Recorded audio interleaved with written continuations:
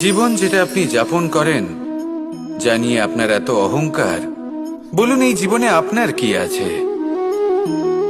আপনাকে জন্ম দিয়েছেন আপনার মাতা, তারপর আপনাকে হাঁটতে শিখিয়েছেন, কথা বলতে শিখিয়েছেন, ভাষা শিখিয়েছেন, আরো অনেক কিছুই শিখিয়েছেন আপনার গুরু বা আপনার মাতা পিতা অথবা এই সংসার।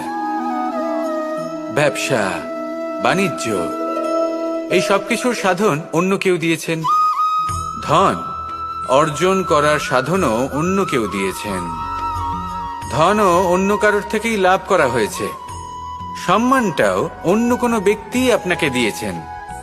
জন্মের পর প্রথম স্নানও অন্য কারোর হাতে করতে হয়েছে। মৃত্যুর পরেও অন্তিম স্নানটাও অন্য কেউ করাবে। তাহলে এই সংসারে আপনার নিজের কি আছে? জীবন। শুধু এটাই আছে যেটা আপনার নিজের। আর এই জীবনকে উচিতভাবে যাপন করুন, পূর্ণরূপে তার সদ্ব্যবহার করুন আর শ্রেষ্ঠ থেকে শ্রেষ্ঠ কর্ম করুন। যদি সময় এলে পরে অন্য কেউ আপনাকে কিছু দেয় আপনার যেটার প্রয়োজন ছিল, তাহলে সময় এলে আপনাকেও অন্যদের সব কিছুই দেওয়া উচিত।